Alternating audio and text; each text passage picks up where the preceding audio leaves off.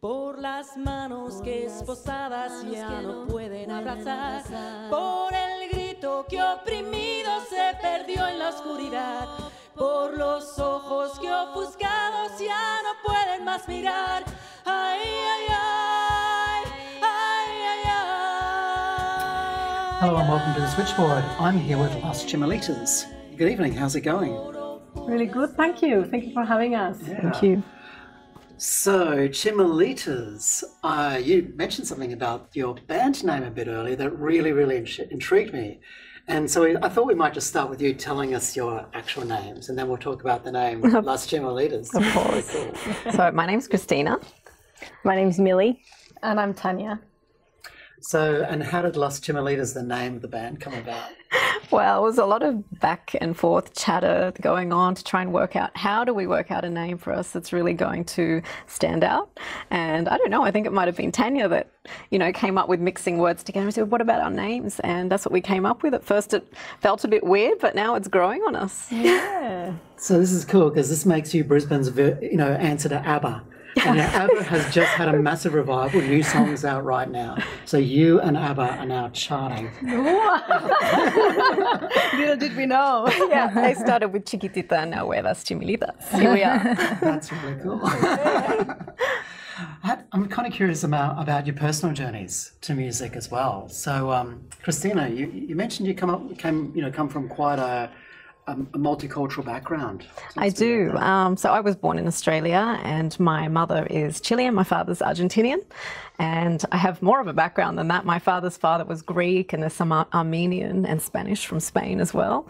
So yeah, a real big mix. But I do speak Spanish, but I don't feel very fluent in it. I'd like to speak a little bit better, but a lot of my influences are from my background. From Latin America, I really feel it like deep in my soul. That's they're my roots, my blood. So yeah. How did you come to singing? What was your pathway? Look, my mother just used to sing me all these beautiful songs when I was little.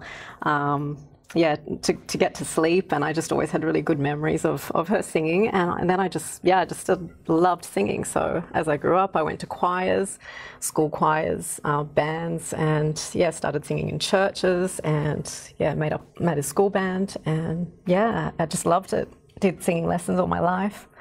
Until more recently. Then I kind of gave up for a little while because, I was really nervous to sing, and then at some point I'm like, I've got to do this again, and this has been an amazing opportunity with the girls. I feel so blessed. Yeah. It's nice to do something together, and there's a beautiful energy, I think, between us. So you said Latin is in your soul. Yeah, absolutely. Is that because of your parents? Absolutely, yeah.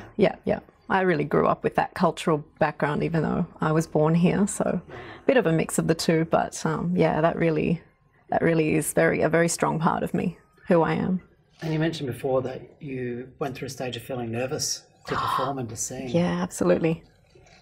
What was that? I don't know. I remember singing in front of my family who wanted me to keep singing. They knew I could sing, and I was always singing in my bedroom and anywhere I was in the kitchen cooking. And I remember I used to tell them all to close their eyes, all my aunties, uncles, cousins, all out here, my grandparents, and they were like, okay, sing. And I kind of thought I was confident for a moment, and then suddenly I'd be like, okay, just close your eyes, turn around, close your eyes. So they're all, it was a massive family, all sitting there with their eyes closed or eyes covered or whatever.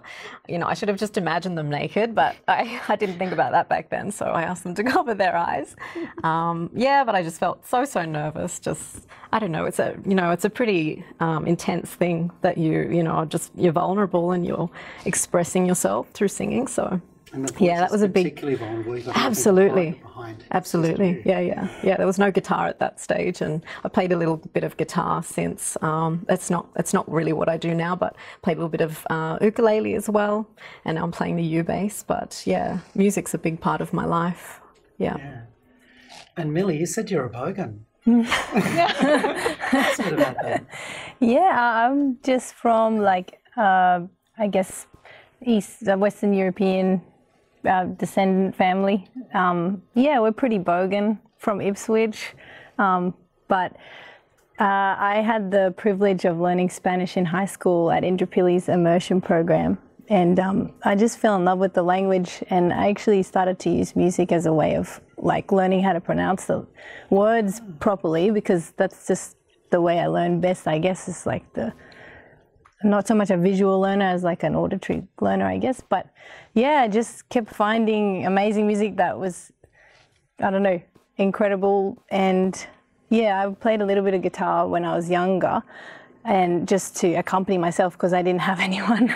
It was like, yeah, but now I guess surrounded by people who are able to do that a lot better, so I don't really play much guitar. But yeah, I guess I then, through learning the language, came across some amazing people.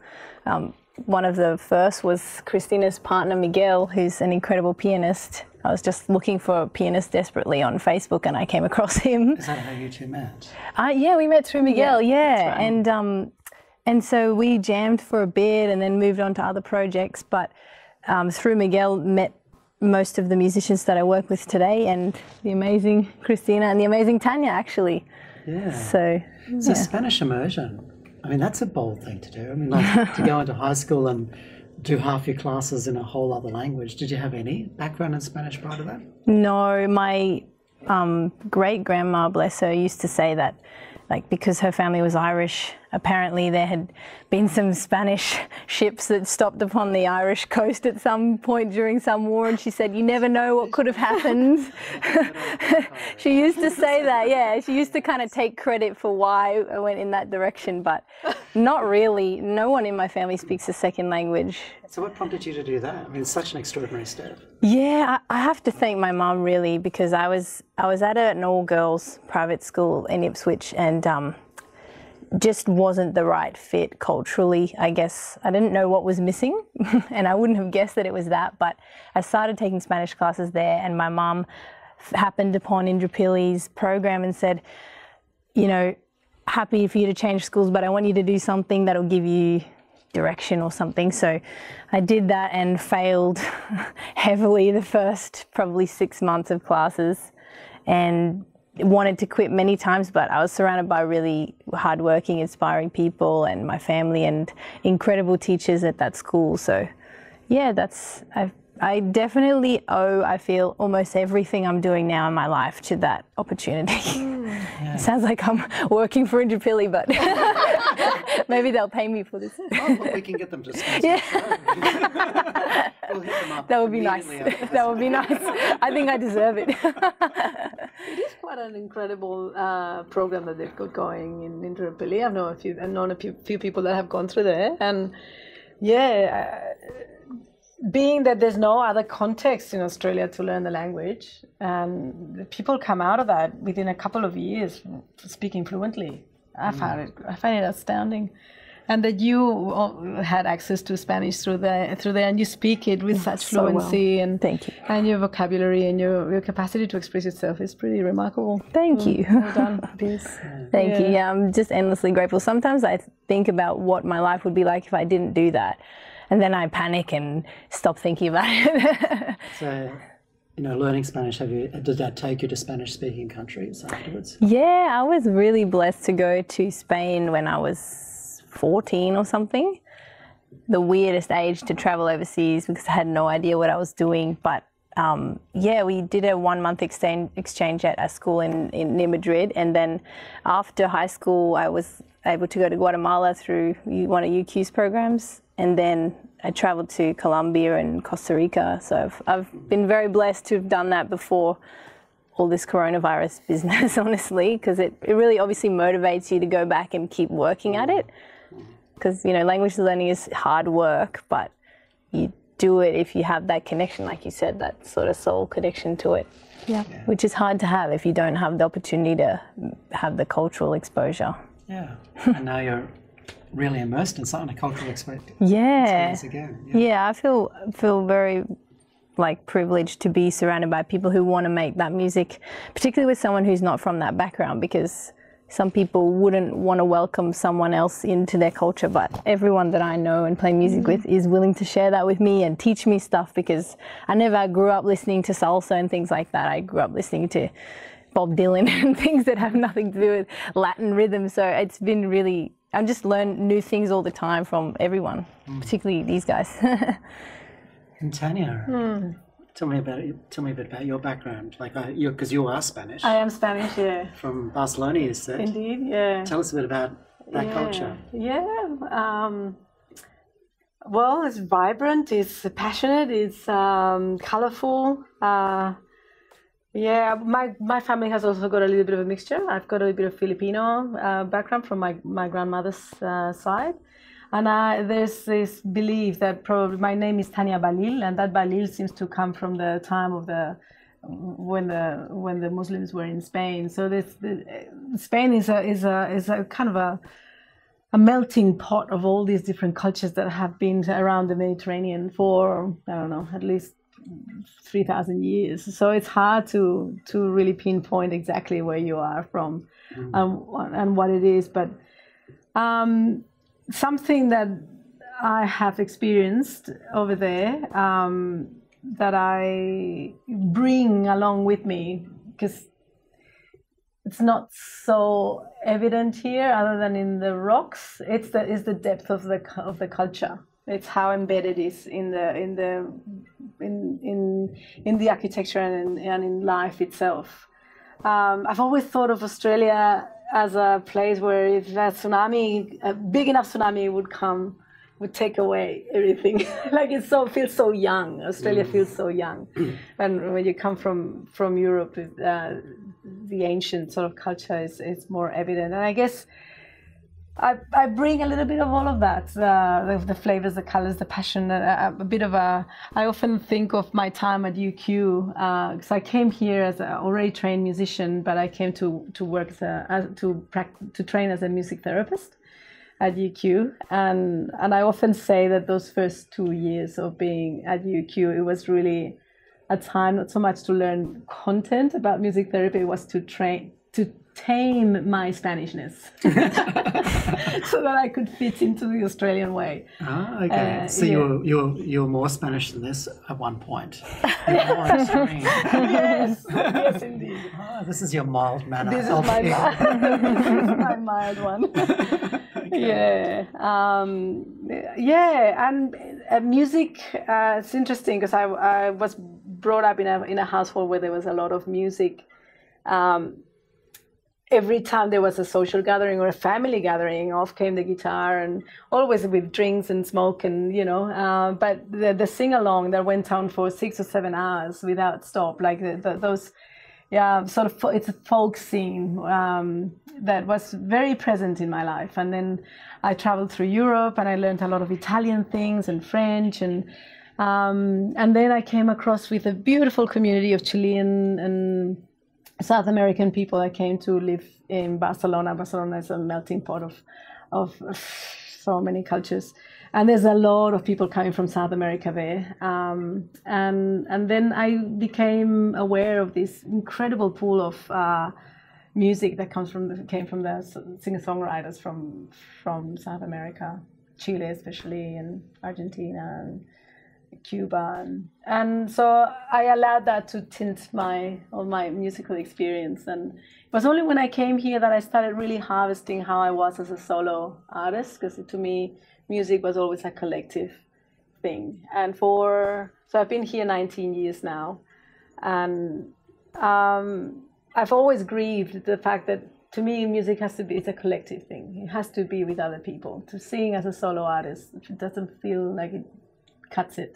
And I've always been waiting for the moment that I could find people that I could sing in Spanish, because when I sing in Spanish, I sing from another place, and when I sing in English, I can do it in English. As a music therapist, I've sang a lot in English, but where I sing most connected to my soul is in Spanish. And first I met Cristina, and I went, finally I've got somebody that I can sing with. And then very shortly after I met Millie, and just the energy and the synergy just took off, and here we are. Absolutely. Yeah. So I mean, like, you're singing in Spanish. I mean, is the material Spanish based? I mean, is it originals or is it folk songs? Or tell me a bit about your repertoire. We have a couple of English songs in there. I think I mentioned Chiquitita earlier is one of those. Oh, you are doing. Yes. Okay. So a couple of songs that people know, English songs, which we do in a bit of a very light spirit. And what is another one we do? I can't even think. Dedicated to the one I love. The Mamas and the Papas. Mamas and the Papas. Yes, and we do some Spanish, a couple of originals that Tanya has beautifully written with a lot of meaning. I guess she can talk about those too. Yeah. It's a bit eclectic, really. It's very, That one thing that we get as feedback is the variety, the diversity of styles that we are covering, but mostly we really want to focus on the intimacy and the vulnerability of the voice. Like what happens when the three voices feel that they're the ones that are inhabiting the space. Yeah. And we do play instruments along with it, but they're just there to support. But there's so many moments that you just pull everything off, and we just strip down to the vocals, and we find that is actually really very satisfying. Yeah, absolutely. It demands a level of commitment, of presence, and vulnerability. I always find with a cappella groups too, because the voice is such an exposed instrument. Yeah. And it creates such immediate intimacy because it's literally a conversation that's going on. And there's nothing to back you up. It's just your ability to use your ears and to tune in with each other. And, to be doing that in Spanish to create that intimacy, I can just imagine it. Like right now, everybody's imagining traveling again and being able to go to wonderful places like Chile or Spain or, Barcelona or any of these places. So to be transported through that would be quite extraordinary. Yeah. I'm kind of curious what you'll be doing on the 23rd of October now. 24th. At Imagine Worlds. So. 23rd of October. 23rd October. Sorry. What will we be doing? So, I'll clearly be singing in Spanish. Of course, yeah. We'll see what else we have to add to our repertoire. There's a few originals that are waiting to be attended to, and crafted. Like sometimes we bring an arrangement that's already pretty locked in, but usually what we like is sitting together and exploring the arrangement together. And because each one of us has a very different training and different background in our musicianship, and what one of us may bring in terms of technique or more formal studies, the other one brings in terms of freshness and crazy, quirky ideas. And that's Millie. You sent me a couple of tracks, Tanya. And, one thing that really struck me is they really reminded me of some of the a cappella groups that I heard coming out of the late 1950s and early 60s, and that not only singing lyrics, but you were singing the instrumental parts in the arrangements, which is such a iconic thing of that era. Like I'm thinking of the King's singers and groups like that who really channeled that vibe. Yeah. And so I'm sort of curious about that, because you're not just content with singing lyrics. You actually put almost little percussive elements, little bass lines and moving parts in there. So is that what you're talking about when you're talking about playing and creating the pieces and experimenting? Yes, yeah. It makes it interesting, and just puts a lot more feeling in the song. I mean, Tanya does a lot of this work in the background and brings it to us, and we change a few bits and pieces here and there. Yeah. But but just exploring the voice as an instrument, not only as an instrument to sing, but actually to create sound, to create soundscape, to create mystery, to create contrast. And so we're exploring the voice. There's a lot still for us to discover of what we can do, but it feels like even though we're relatively new as a group, we're very fresh, like really almost hot of the oven. Yeah, that's what we feel like. That's not the feedback we get, but we certainly feel like that. Yes, and the feedback actually people say it just doesn't. It feels like you've been singing together for 10 years or something. The chemistry of our voices is very strong. But not being afraid of exploring all the different textures of our vocal like Louis Armstrong and vocal trumpets. I think another element of it is like I've always found, you know, learning guitar and other instruments kind of frustrated by this feeling of disconnect between what I hear in my mind and what comes out. And it has a lot to do with not having been really trained at all. But I feel with the voice, there's some kind of limitless feeling where you can't do anything, like you can't be a trumpet, but you can really inhabit a lot of things that I don't know, I feel for me personally, I guess that's what it means to identify as a singer, maybe, is the voice seems like such a direct way to get into and explore sounds, you know, as they like come up in your imagination. Just try it, and sometimes it sounds atrocious and makes us laugh, but you know, I'm able to put it out there in a way that it would take me a long time if I was trying to use an instrument as like a medium to get it out there, if that makes sense. So, a cappella singing and, you know, the intimacy that it creates, you're exploring sounds, you're recreating instruments and the sound of instruments, and you're being bold in how you use your voices. I'm kind of curious, would you be willing to share something with us? Please. Yeah. Share a wee piece. Sure, absolutely. Sure. Yeah. Might have to sit up a little bit. Yeah. As I said before, we especially chose this couch to eat people. Do you want to bring the mic here, or? What do you think, Jacob? Do you want the mic in front? Sorry, we do have a mic right next to you, so we've got backup. Okay. Kuntumpare, kuntapate, kuntumpare. Kuntumpare, kuntapate, kuntumpare. Soplado, déjalo ir, que vuele, que encuentre su propia voz. Ya no me pertenece a mí, yo se lo dejo a él. Kuntapate, kuntapare. Suéltalo al aire, deja salir del pecho este sentimiento que en mí murió. Yo ya vi mi sol nacer y hoy vuelve a amanecer.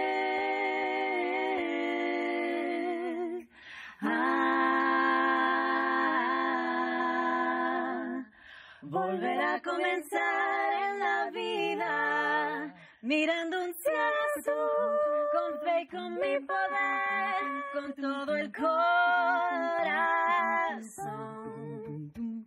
Llevando esta canción por la vida. Kuntumpare, kuntapate, kuntumpare. Kuntumpare, kuntapate, kuntumpare. Soltalo, déjalo ir del pecho este sentimiento que en mí murió. Yo ya vi mi sol nacer, y vuelvo a amanecer.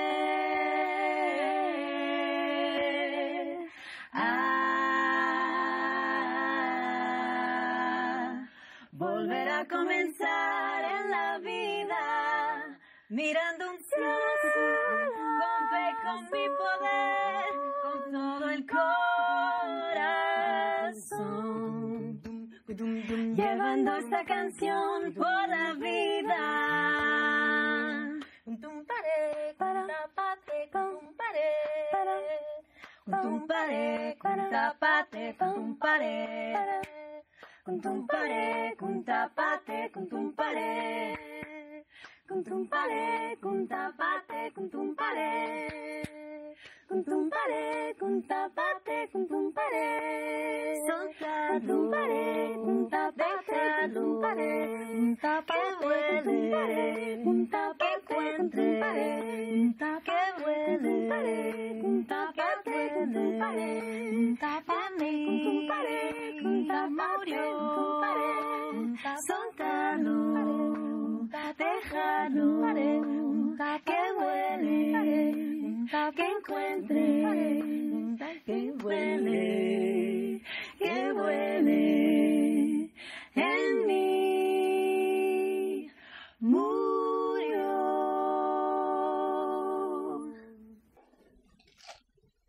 Thank you. Thank you.